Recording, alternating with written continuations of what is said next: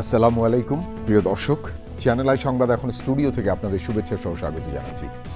আর সংবাদে পুরোটা জুড়েই আপনাদের সঙ্গে থাকব আমি সাইদুর রহমান। আশা করছি আপনারা আমাদের সঙ্গে থাকবেন। এখন সবার আগে শুনুন যথারীতি ফ্রেশ আটা ময়দা সুজি সংবাদ শিরোনাম। মধ্যরাতের পর যে কোনো সময় খালেদা জিয়ার লন্ডন যাত্রা, কাতার থেকে আসছে রাজকীয় এয়ার অ্যাম্বুলেন্স।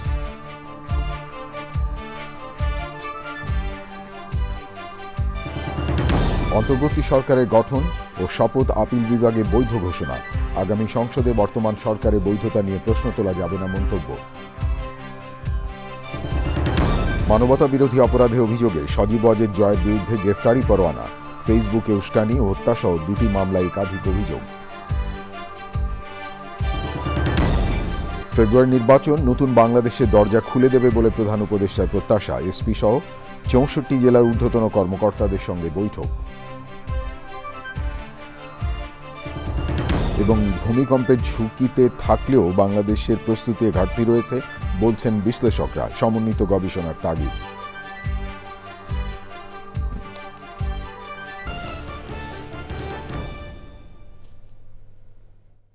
প্রিয় দর্শক, এছাড়াও নিটোল টাটা বিশেষ সংবাদে যা থাকছে।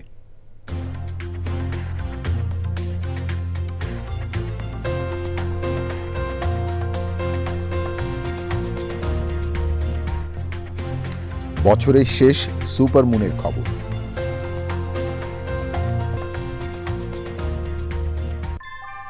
ভূমিকম্প সহনীয় মোস্ট ডিউরেবল দেশের প্রথম থার্মেক্স রড সালাম স্টিল। সালাম স্টিল বোঝে ডিউরেবিলিটি। সালাম স্টিল, মোস্ট ডিউরেবল স্টিল। ধন্যবাদ প্রিয় দর্শক আমাদের সাথে যোগ দেওয়ার জন্য। এতক্ষণ সংবাদ শিরোনাম শুনলেন, চলুন যাওয়া যাক পুরো খবরে। আর এখনকার এই সংবাদ আয়োজন একই সঙ্গে চ্যানেল আই ইউটিউব চ্যানেলে এবং চ্যানেল আইয়ের ওটিটি প্ল্যাটফর্ম আইস্ক্রিনে লাইভ স্ট্রিম হচ্ছে। প্রিয় দর্শক, শুরুতেই বেগম খালেদা জিয়ার শারীরিক অবস্থা। রাজধানীর এভারকেয়ার হাসপাতালে চিকিৎসাধীন বিএনপি চেয়ারপারসন ও সাবেক প্রধানমন্ত্রী বেগম খালেদা জিয়ার শারীরিক অবস্থার আপডেট জানতে সহকর্মী জান্নাতুল বাকিয়া কেকার কাছে যাচ্ছি। তিনি হাসপাতালের সামনেই আছেন। নিউজ স্টুডিও থেকে আমি সাইদুর রহমান বলছি। কেকা, নিশ্চয়ই আপনি আমাকে শুনতে পাচ্ছেন। আমরা যেমনটা জানি যে সবাই বেগম খালেদা জিয়ার স্বাস্থ্য নিয়ে উদ্বিগ্ন। তো বেগম খালেদা জিয়ার বর্তমান অবস্থা এবং চিকিৎসা সম্পর্কে সর্বশেষ আপডেট কি আছে যদি আমাদেরকে একটু জানান আপনি।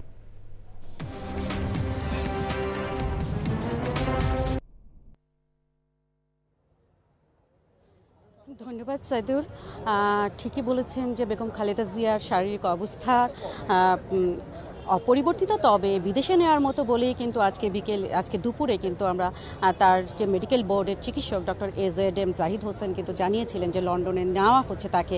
এবং আপনি জানেন যে কাতারের আমিরের যে পারিবারিক বা রাজকীয় যে এয়ার অ্যাম্বুলেন্স বা উড়ন্ত অ্যাম্বুলেন্স, যেটা আকাশেও সব ধরনের ঝুঁকি মোকাবেলা করে রোগীকে পরিবহন করে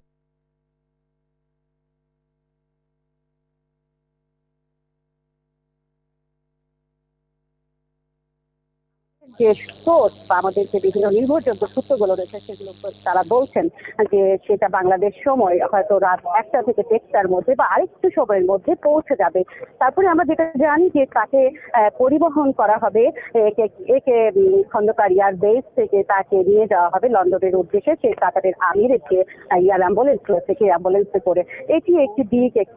আর একটি দিক হলো কিন্তু আসলে সন্ধ্যার পর থেকে বিএনপি চেয়ারপারসন বেগম খালেদা জিয়া যাচ্ছেন বিদেশে উন্নত চিকিৎসার জন্য, এটা কিন্তু তার নেতাকর্মীদের মধ্যে এক ধরনের উদ্দীপনা জাগিয়েছে, যে মনে করছেন যে তার শারীরিক অবস্থা আসলে যেটা বলা হচ্ছে যে ভালো হলে অবশ্যই তিনি বিদেশে উন্নত চিকিৎসার জন্য যাবেন, সেদিক থেকে তারা আশাবাদী। তবে আর একটা জিনিসও কিন্তু নেতাকর্মীরা ভয় পাচ্ছেন যে এর পেছনে অন্য কোনো রাজনৈতিক কারণ থাকবে কিনা, সেটা নিয়েও এখানে কথা হচ্ছে। সেই প্রেক্ষিতে আমরা দেখেছি এই এলাকায় কিন্তু অনেক ভিড়ভাট্টা বেড়েছে এবং নেতাকর্মীদের উপস্থিতি বেড়েছে। সেই সাথে যদি দেখাতে পারতাম খুব ভালো হতো। আসলে এখানে অনেকগুলো টেলিভিশন চ্যানেল একসাথে লাইভে দাঁড়িয়েছে, সুতরাং ক্যামেরা পোস্ট করা একটু কঠিন। সন্ধ্যার পর থেকে কিন্তু আমরা পুলিশ সহ বিভিন্ন আইন শৃঙ্খলা বাহিনী এবং গোয়েন্দা বাহিনীর উপস্থিতি অবশ্যই লক্ষণীয় এই দিক। সব মিলিয়ে কিন্তু এক ধরনের নেত্রী বিএনপি চেয়ারপারসন নেত্রীর অবস্থা ভালোর দিকে বলেই তাকে নেওয়া হচ্ছে। সাইদুল কেকা, অনেক ধন্যবাদ আপনাকে। এভার কেয়ার হাসপাতালের সম্মুখ থেকে বেগম খালেদা জিয়ার সর্বশেষ শারীরিক অবস্থা জানানোর জন্য।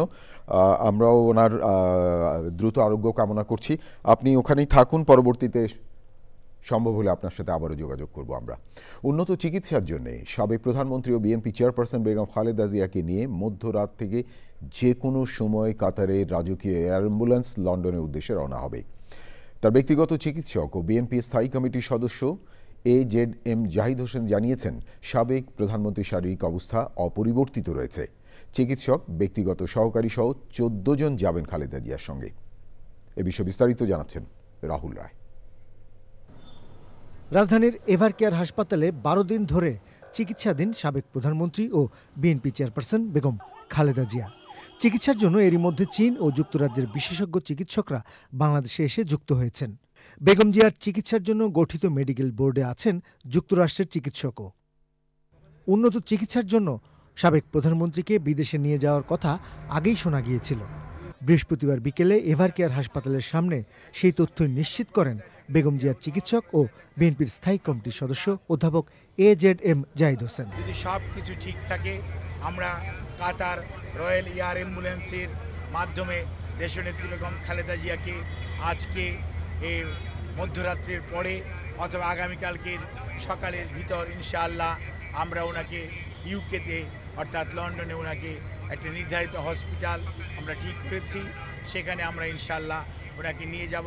ওনার যাওয়ার সময় ওনার সাথে যে বিশেষজ্ঞ চিকিৎসক হিসাবে বেশ কয়েকজন চিকিৎসক এবং দেশের বাইরের 2 জন চিকিৎসক ওনার সাথে থাকবেন এবং এর সাথেও অ্যারোনটিক্যাল ফিজিশিয়ানস যারা আছেন তারাও ওনার মেডিকেল বোর্ডের সদস্য হিসাবে উনি যখন বিমানে থাকবেন, যাতে ওনার যাত্রাপথ কোনো অবস্থাতেই কোনো ধরনের প্রতিকূলতার মধ্যেও যাতে ওনাকে সুস্থভাবে ওনার চিকিৎসা দেওয়া যায়। কাতারের রাজকীয় অ্যাম্বুলেন্সে বিএনপি চেয়ারপারসনের সঙ্গে তার পরিবার, চিকিৎসক ও ব্যক্তিগত সহকারী সহ 14 জন লন্ডনে যাবেন। গুলশানেও বিএনপি চেয়ারপারসনের চিকিৎসা কার্যক্রম নিয়ে কথা বলেন দলের মহাসচিব মির্জা ফখরুল ইসলাম আলমগীর। কাতার আমির তার নিজের উদ্যোগে, তার মহানুভবতায় আমরা একটা অত্যন্ত উন্নত মানের এয়ার অ্যাম্বুলেন্স পেয়েছি, কে রাতের মধ্যে এখানে এসে পৌঁছবে এবং সম্ভবত খুব ভোরে দেশনেত্রী বেগম খালেদা জিয়াকে নিয়ে তারা যুক্তরাজ্যে চলে যাবে। আনুষঙ্গিক যে সমস্ত কাজগুলো দরকার সেই কাজগুলো আমরা সেরে ফেলেছি এবং এখান থেকে আপনারা এর মধ্যে শুনেছেন যে কারা কারা যাচ্ছেন, তার সঙ্গে একটি চিকিৎসক দল যাচ্ছেন। আর এই এয়ার অ্যাম্বুলেন্সটি অত্যন্ত আধুনিক একটা এয়ার অ্যাম্বুলেন্স, এর মধ্যে অপারেশন থিয়েটার থেকে শুরু করে সব ব্যবস্থাই রয়েছে। সুতরাং আমরা পরম করুণাময় আল্লাহ তাআলার কাছে এই দোয়া চাচ্ছি যে আল্লাহ তাআলা তাকে যেন সুস্থভাবে নিয়ে যান, নিরাপদভাবে নিয়ে যান এবং সুস্থভাবে আমাদের মাঝে আমরা যেন তাকে ফিরে পেতে পারি। বিএনপির পক্ষ থেকে জানানো হয়, লন্ডন থেকে পুরো বিষয়টির তত্ত্বাবধান করছেন দলের ভারপ্রাপ্ত chairman Tarique Rahman. Rahul Roy, channel I, Dhaka. প্রিয় দর্শক, এবারে অন্যান্য খবর। অন্তর্বর্তী সরকারের শপথ ও গঠনকে বৈধ ঘোষণা করেছে আপিল বিভাগ। আদালত বলেছেন, হাইকোর্ট যে রায় দিয়েছেন তা যথাযথ এবং আইনসম্মত, বিধায় আপিলের অনুমতি দেওয়ার প্রয়োজন মনে করছেন না তারা। রাষ্ট্রের প্রধান আইন কর্মকর্তা মোহাম্মদ আসাদুজ্জামান বলেছেন, আগামী জাতীয় সংসদে বর্তমান সরকারের বৈধতা নিয়ে প্রশ্ন তোলার সুযোগ নেই। দেখুন মাজহারুল হক মান্নার রিপোর্টটি। 2024-এর 5ই আগস্ট বিচারপতিরা আশ্রয় নিয়েছিলেন সেনানিবাসে। ফলে সংবিধানের 106 অনুচ্ছেদ অনুসারে সরকার গঠনের বিষয়ে রাষ্ট্রপতির রেফারেন্সে তাদের মতামত দেওয়ার সুযোগ নেই। এতে সরকারের শপথ ও গঠন অবৈধ হয়েছে এমন যুক্তিতে রিট করলে হাইকোর্ট তা খারিজ করে দেন। এর বিরুদ্ধে লিভ টু আপিল শুনানি শেষে বৃহস্পতিবার আদেশ দেন আপিল বিভাগের পূর্ণাঙ্গ বেঞ্চ। আদালত বলেছেন যে হাইকোর্ট বিভাগ জনাব মহসিন রশিদের রিট পিটিশন যে সরাসরি খারিজ করে দিয়েছিলেন, ওনারা বলেছেন যে সেই খারিজটি আইন এবং ফ্যাক্ট অনুযায়ী সেটা যথার্থ ছিল এবং এই আদালতের কোনো ইন্টারফারেন্সের প্রয়োজন নেই বিধায় কোনো লিভ গ্রান্ট করা হলো না। সরকারের বৈধতা নিয়ে কোনো প্রশ্ন উঠতে পারে কিনা সে বিষয়ে ব্যাখ্যা দেন আইনজীবীরা। 106 থাকা না থাকার উপরে, রাষ্ট্রপতির ওপিনিয়ন নেওয়া না নেওয়ার উপর একটি রেভলিউশনারি গভর্নমেন্টের বৈধতা অবৈধতা নির্ভর করে না। বর্তমান সরকারের বিভিন্ন কর্মকাণ্ড, বিশেষ করে 3টা ম্যান্ডেট নির্বাচন, বিচার এবং সংস্কার সম্পর্কের বৈধতার ব্যাপারে আর কোনো প্রশ্ন থাকবে না। গত বছরের ডিসেম্বরে রিটটি দায়ের করেন সিনিয়র আইনজীবী মহসিন রশিদ। পরে ওই রিট খারিজ করে দিলে চলতি বছরের 2রা ডিসেম্বর লিভ টু আপিলের শুনানি শুরু হয়। মাছড়ক মান্না, চ্যানেল আই, ঢাকা। জুলাই গণঅভ্যুত্থানে মানবতা বিরোধী অপরাধের অভিযোগে সজীব ওয়াজেদ জয়, জুনায়েদ আহমেদ পলক, সালমান এফ রহমান এবং আনিসুল হকের বিরুদ্ধে আনুষ্ঠানিক অভিযোগ আমলে নিয়েছেন ট্রাইব্যুনাল 1। পলাতক থাকায় সজীব ওয়াজেদ জয়ের বিরুদ্ধে গ্রেফতারি পরোয়ানা জারি করেছেন আদালত। তাদের বিরুদ্ধে ফেসবুকে উস্কানি এবং হত্যাসহ 2টি মামলায় একাধিক অভিযোগ আনা হয়েছে। প্রিয় দর্শক, মাজহারুল মান্নার আরেকটি রিপোর্ট দেখুন। জুলাই গণঅভ্যুত্থানে মানবতা বিরোধী অপরাধের জন্য একটি অভিযোগ দেওয়া হয় সজীব ওয়াজেদ জয় ও জুনায়েদ আহমেদ পলক এবং আরেকটি অভিযোগ দেওয়া হয় সালমান এফ রহমান ও আনিসুল হকের বিরুদ্ধে। ফেসবুকে উস্কানি দেওয়া, সারা দেশে ইন্টারনেট বন্ধ করা, ফোনালাপে কারফিউ দিয়ে হত্যার মতো অপরাধ সংগঠনের জন্য তাদের বিরুদ্ধে 2টি অভিযোগ দাখিল করে প্রসিকিউশন। সজীব ওয়াজেদ জয়ের পরামর্শে তৎকালীন আইসিটি প্রতিমন্ত্রী জুনায়েদ আহমেদ পলক ইন্টারনেট পরিষেবা প্রথমে স্লো করে দেন, এরপরে সম্পূর্ণরূপে বন্ধ করে হত্যা এবং নির্যাতনের তথ্য আড়াল করে এই হত্যাযজ্ঞ পরিচালনায় সহায়তা এবং সম্পৃক্ততা থেকেছে। তৎকালীন আইনমন্ত্রী জনাব আনিসুল হক সাহেব, আরেকজন হলেন তৎকালীন বেসামরিক বিষয়ক প্রধানমন্ত্রীর উপদেষ্টা জনাব সালমান ফজলুর রহমান সাহেব। এই দুজনের বিরুদ্ধে অভিযোগ হলো জুলাই গণঅভ্যুত্থান চলাকালে একটা ফোনে কথোপকথন করেন ওনারা। এই কথোপকথনের এক পর্যায়ে ওনারা বলেন যে কারফিউ চলা অবস্থায় এদেরকে, মানে আন্দোলনকারী ছাত্র জনতাদেরকে শেষ করে দিতে হবে। শুনানি শেষে 4 আসামির বিষয়ে আদেশ দেন ট্রাইব্যুনাল 1। 4 জনের বিরুদ্ধেই অভিযোগ আমলে গ্রহণ করেছেন। পলাতক আছেন জনাব সজীব আহমেদ ওয়াজেদ জয়, উনার বিরুদ্ধে গ্রেফতারি পরোয়ানা জারি করেছেন এবং বাকি যে 3 জন আসামি প্রোডাকশন ওয়ারেন্টের আদেশ দিয়েছেন আগামী 10 ডিসেম্বর 2025 তারিখে। রামপুরায় 28 জনকে হত্যার ঘটনায় করা মামলায় বিজিবির লেফটেন্যান্ট কর্নেল রেদওয়ানুল ইসলাম ও সাবেক মেজর মোহাম্মদ রাফাত বিন আলম সহ 4 জনের বিরুদ্ধে অভিযোগ গঠন চেয়েছে প্রসিকিউশন। আসামি পক্ষের বক্তব্য উপস্থাপন 14 ডিসেম্বর। মাছড়ক মান্না, চ্যানেল আই, ঢাকা। প্রিয় দর্শক, এবারে জাতীয় সংসদ নির্বাচন 2026।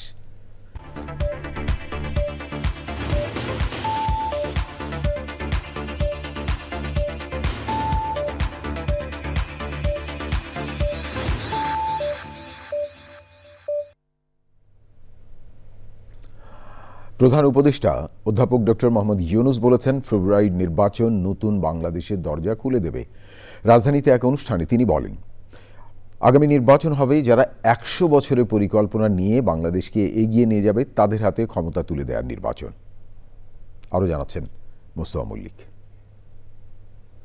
প্রধান উপদেষ্টার তেজগাঁও কার্যালয়ে পুলিশ সুপার সহ 64 জেলার ঊর্ধ্বতন কর্মকর্তাদের সঙ্গে প্রধান উপদেষ্টার বৈঠক। দৈব চয়নের ভিত্তিতে কর্মকর্তাদের বদলি করার বিষয়ে জানান প্রধান উপদেষ্টা। দৈব চয়নটা এসছে যেন নিজেকে থেকে দূরে রেখে ফেলতে পারি। আমরা যে কজনই এদের সঙ্গে শরিক ছিলাম তাদের কারো কোনো রকমের বায়াস এটার মধ্যে না ঢোকে। আমরাও ভাবি না যে এর জায়গায় এখানে হবে, ওর জায়গায় এখানে হবে, কিন্তু একটা চ্যালেঞ্জ সৃষ্টি করে। শুরুতেই একটা চ্যালেঞ্জ, এই চ্যালেঞ্জটা নেবার জন্য মানসিক প্রস্তুতি দরকার। এটার ফলে আশা করি এই কষ্টের মধ্যেও সেই চ্যালেঞ্জটা গ্রহণ করার একটা মনোভাব তোমাদের মধ্যে জেগে উঠবে যে আমি এই চ্যালেঞ্জ গ্রহণ করলাম। গণঅভ্যুত্থানে অংশ নেয়া 10ম শ্রেণীর এক শিক্ষার্থীর কথা স্মরণ করে আবেগাপ্লুত হয়ে পড়েন অধ্যাপক ইউনুস। আনাজ একজন শহীদ বালক, সে 10ম শ্রেণীর ছাত্র ছিল, সবার মনে আছে, সবাই দেখেছে তার চিঠি। সে মিছিলে যোগদান করবে, মাকে বলছে আমি স্বার্থপরের মতো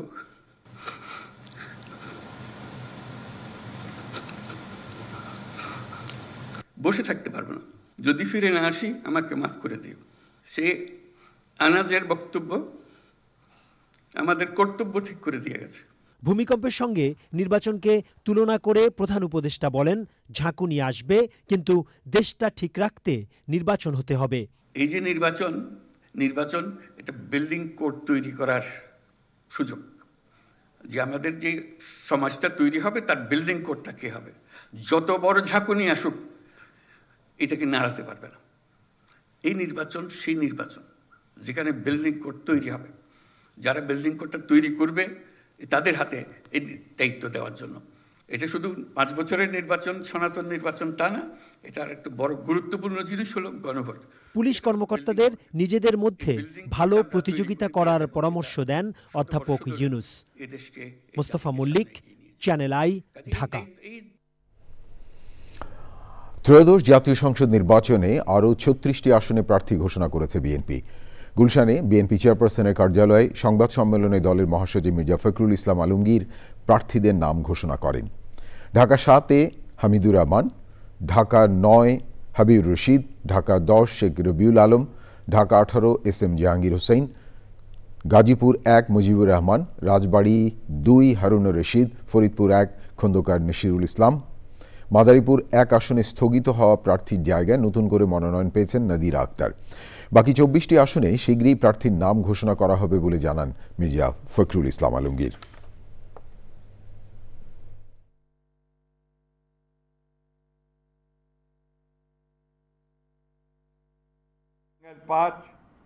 সুলতান সালাউদ্দিন টুকু, ঢাকা 7 হামিদুর রহমান, ঢাকা 9 হাবিবুর রশিদ, ঢাকা 10 শেখ রবিউল আলম, ঢাকা 18 SM জাহাঙ্গীর হোসেন, মাদারীপুর 1 নাদিরা আক্তার, হবিগঞ্জ 1 রেজা কিবরিয়া। এই ছিল আপনার আমাদের 36টা। এরপরের বাকিগুলো আমরা আবার যথাসময়ে ঘোষণা করব। এগুলোর ব্যাপারে পরিবর্তনের সম্ভাবনা খুব কম। মির্জা ফখরুল ইসলাম আলমগীর বিএনপি মহাসচিব কথা বলছিলেন। প্রিয় দর্শক, এবারে অন্যান্য সংবাদ। রাজধানী সহ আশেপাশে কয়েকটি জেলায় 4.1 মাত্রা ভূমিকম্প হয়েছে। সকাল 6টা 14:45 সেকেন্ডে এই কম্পন অনুভূত হয়। তাৎক্ষণিকভাবে এতে ক্ষয়ক্ষতি বা হতাহতের কোনো খবর পাওয়া যায়নি। ইউরোপিয়ান মেডিটেরিয়ান সিসমোলজিক্যাল সেন্টারের তথ্য মতে ভূমিকম্পের গভীরতা ছিল ভূপৃষ্ঠ থেকে 30 কিলোমিটার গভীরে। উৎপত্তি নরসিংদীর শিবপুরে। এর আগে সোমবার কক্সবাজার ও চট্টগ্রামে ভূকম্প অনুভূত হয়। জটিল ভূতাত্ত্বিক অবস্থানের কারণে ভূমিকম্পের ঝুঁকিতে থাকলেও প্রস্তুতিতে ঘাটতি রয়েছে বলে মত বিশ্লেষকদের। সম্প্রতি কয়েক দফার ভূমিকম্পের পর আগাম প্রস্তুতির তাগিদ সহ বিভিন্নভাবে সতর্ক করেছেন ভূতাত্ত্বিকরা। ঝুঁকি কমাতে সমন্বিত গবেষণা, কার্যকর পরিকল্পনা এবং প্রস্তুতির বিকল্প নেই বলছেন বিশেষজ্ঞরা। অফরোজা হাসির রিপোর্ট।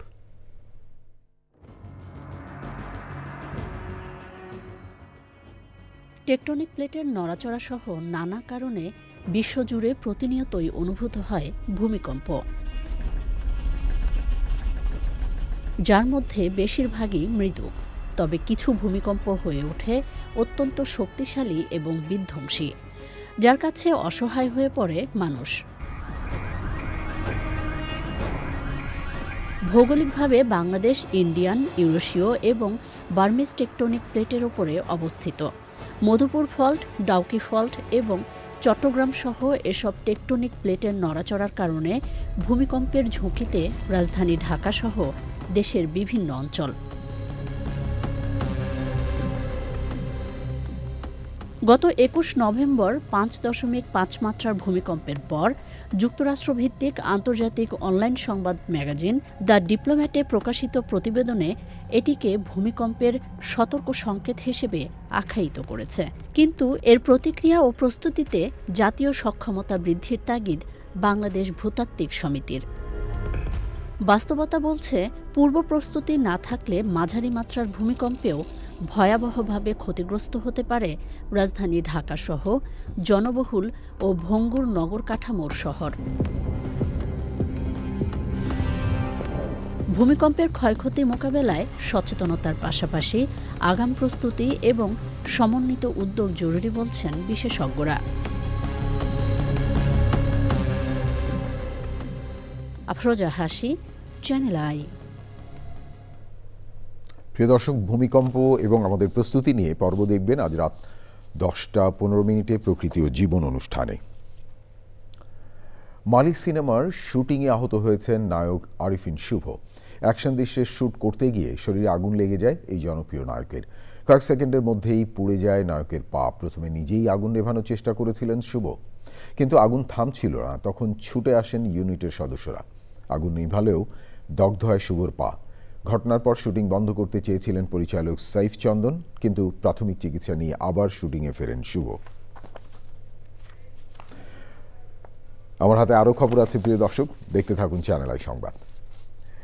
এবারে বিরতি, আর বিরতির পর যা দেখতে পাবেন। বিরতির পর ফিরে এলাম, আমি সাইদুর রহমান। ধন্যবাদ প্রিয় দর্শক আবারও চ্যানেল আই সংবাদে যোগ দেওয়ার জন্য। চট্টগ্রাম বন্দরে নিউ মোরিং কন্টেইনার টার্মিনাল পরিচালনায় চট্টগ্রাম বন্দর কর্তৃপক্ষের বিদেশি কোম্পানির সঙ্গে চুক্তির চলমান প্রক্রিয়ার বৈধতা প্রশ্নে জারি করা রুলে বিভক্ত রায় দিয়েছেন হাইকোর্ট। ডিপি ওয়ার্ল্ডের সঙ্গে চট্টগ্রাম বন্দর কর্তৃপক্ষের এই চুক্তি সম্পর্কিত প্রক্রিয়া প্রশ্নে রুলের উপর শুনানি শেষে রায় দেন বিচারপতি ফাতেমা নজিব এবং বিচারপতি ফাতেমা আনোয়ারের বেঞ্চ। পরে আইনজীবীরা জানান, নিয়ম অনুযায়ী বিষয়টি এখন প্রধান বিচারপতির কাছে পাঠাবেন হাইকোর্ট বেঞ্চ। প্রধান বিচারপতি তৃতীয় বেঞ্চ গঠন করে বিষয়টি নিষ্পত্তি করার জন্য পাঠাবেন। প্রিয় দর্শক, এবারে নিটোল টাটা বিশেষ সংবাদ।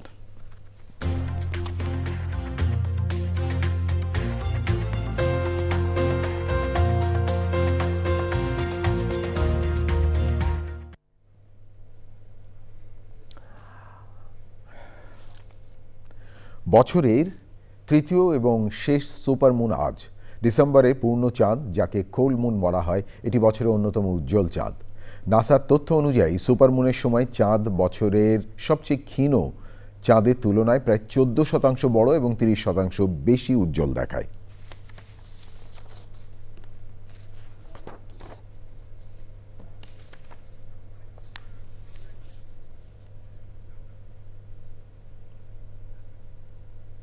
এবারে পূবালী ব্যাংক বাণিজ্য সংবাদ।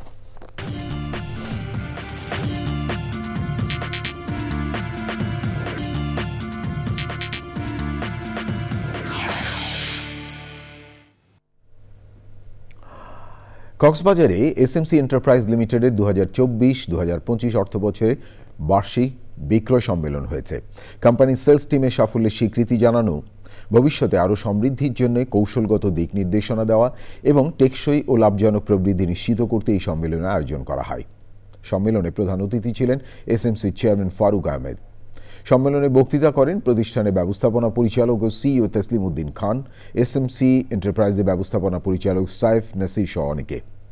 সম্মেলনে এসএমসি এন্টারপ্রাইজের কর্মকর্তা সহ সারা দেশের 1000-এরও বেশি বিক্রয় কর্মকর্তা অংশ নেন।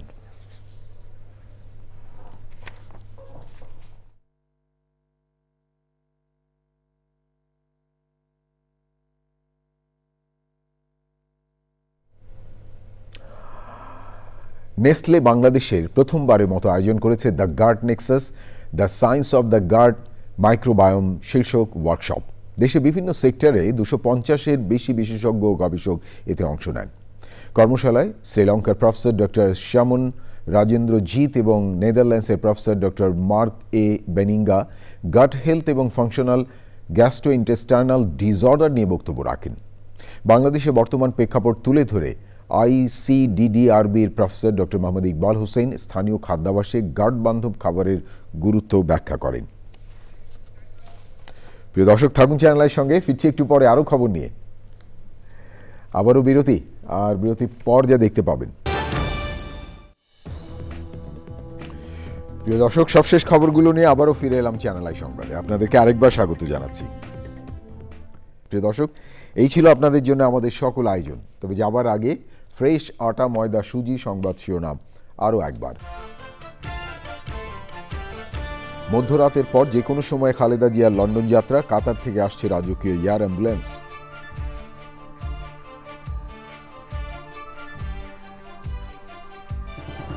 অন্তর্বর্তী সরকারের গঠন ও শপথ, আপিল বিভাগে বৈধ ঘোষণা।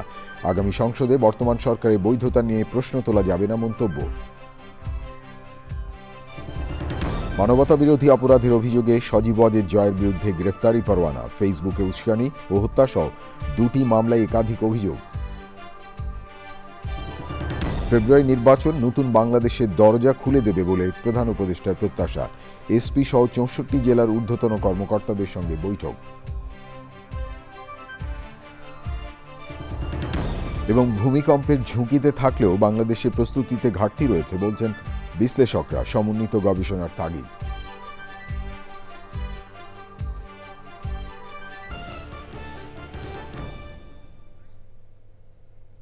প্রিয় দর্শক, এতক্ষণ চ্যানেল আই সংবাদ দেখার জন্য অসংখ্য ধন্যবাদ।